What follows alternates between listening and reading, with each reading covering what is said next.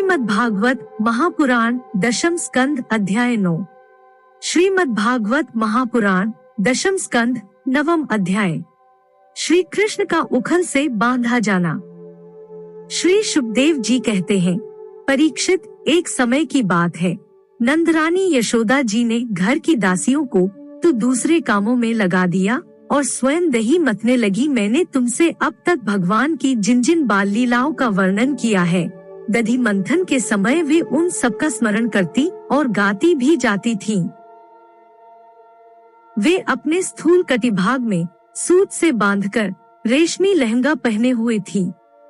उनके स्तनों में से पुत्र स्नेह की अधिकता से दूध चूता जा रहा था और वे कांप भी रहे थे। नेति खींचते रहने से बाहें कुछ थक गई थीं। हाथों में कंगन और कानों में कर्णफूल हिल रहे थे।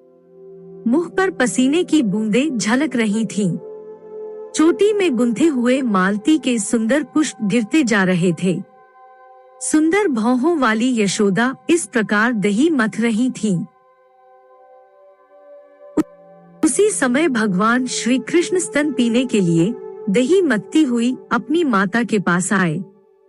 उन्होंने अपनी माता के हृदय में प्रेम और आनंद को और भी बढ़ाते हुए दही की मथानी पकड़ ली तथा उन्हें मथने से रोक दिया।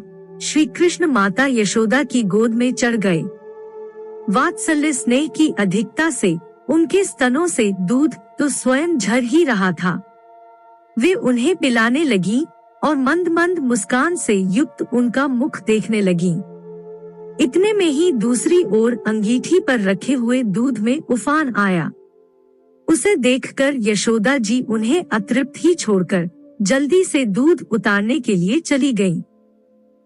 इससे श्री कृष्ण को कुछ क्रोध आ गया। उनके लाल लाल होंठ फड़कने लगे। उन्हें दांतों से दबाकर श्री कृष्ण ने पास ही बड़े हुए लोढ़े से दही का मटका फोड़फाड़ डाला।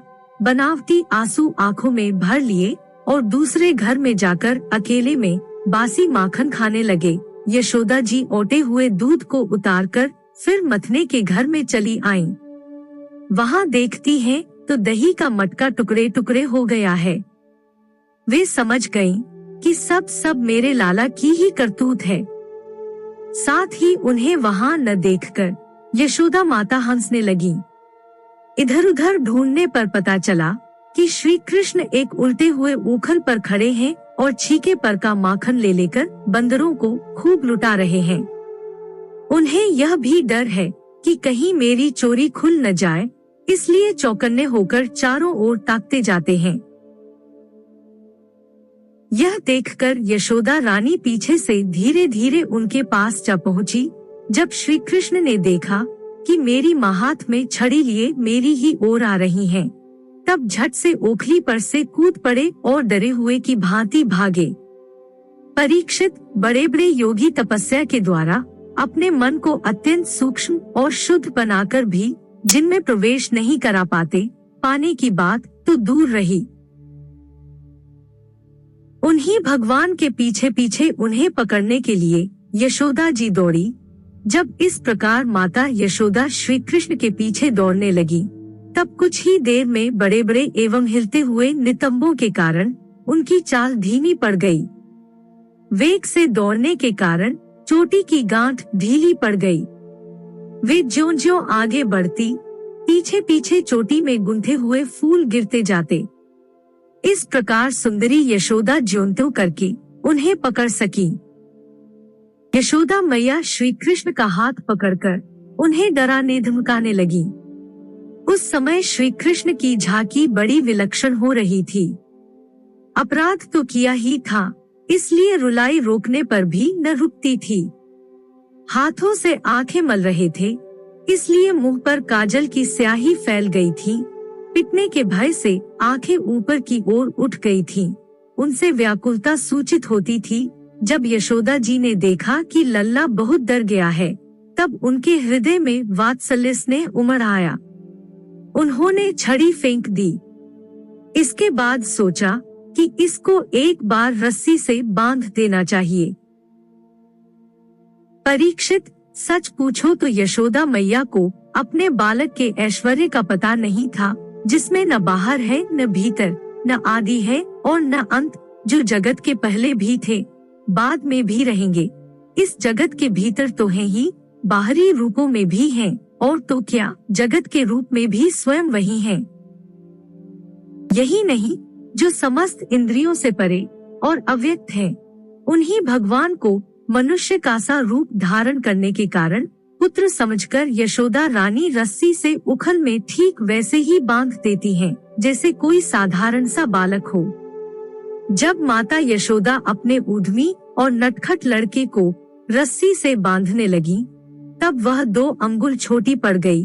तब उन्होंने दूसरी रस्सी लाकर उसमें जोड़ी। जब वह भी छोटी हो गई, तब उसके साथ और जोड़ी। इस प्रकार वे ज्यों-ज्यों रस्सी लाती और जोड़ती गईं, त्यों-त्यों जुड़ने पर भी वे सब 2-2 अंगुल छोटी पड़ती गईं। यशोदा रानी ने घर की सारी रस्सियां जोड़ डाली, फिर भी वे भगवान श्री कृष्ण को न बांध सकी। उनकी असफलता पर देखने वाली गोपियां मुस्कुराने लगीं और वे स्वयं भी मुस्कुराती हुई आश्चर्यचकित हो गईं। भगवान श्री कृष्ण ने देखा कि मेरी माँ का शरीर पसीने से लथपथ हो गया है, चोटी में गुंथी हुई मालाएं गिर गई हैं और वे बहुत थक भी गई हैं। तब कृपा करके वे स्वयं ही अपनी माँ के बंधन में बंध गए। परीक्षित, भगवान श्री कृष्ण परम स्वतंत्र हैं। ब्रह्मा, इंद्र आदि के साथ यह संपूर्ण जगत उनके वश में है। फिर भी इस प्रकार बंधकर उन्होंने संसार को यह बात दिखला दी कि मैं अपने प्रेमी भक्तों के वश में हूँ। ग्वालिनी यशोदा ने मुक्तिदाता मुकुंद से जो कुछ अनिर्वचनीय कृपा प्रसाद प्राप्त किया, वह प्रसाद ब्रह्मा पुत्र होने पर भी, शंकर आत्मा होने पर भी और वक्षस्थल पर विराजमान लक्ष्मी अर्धांगिनी होने पर भी न पा सके। यह गोपिकानंदन भगवान अनन्य प्रेमी भक्तों के लिए जितने सुलभ हैं, उतने देहाभिमानी कर्मकांडी एवं तपस्वियों को तथा अपने स्वरूप भूत ज्ञानियों के लिए भी नहीं है। इसके बाद नंदरानी यशोदा जी तो घर के काम धंधों में उलझ गईं और उखल में बंधे हुए भगवान श्याम सुंदर ने उन दोनों अर्जुन वृक्षों को मुक्ति देने की सोची, जो पहले यक्षराज कुबेर के पुत्र थे। इनके नाम थे नलकूबर और मणिग्रीव। इनके पास धन, सौंदर्य और ऐश्वर्य की पूर्णता थी। इनका घमंड देखकर ही देवर्षि नारद जी ने इन्हें शाप दे दिया था और ये वृक्ष हो गए थे।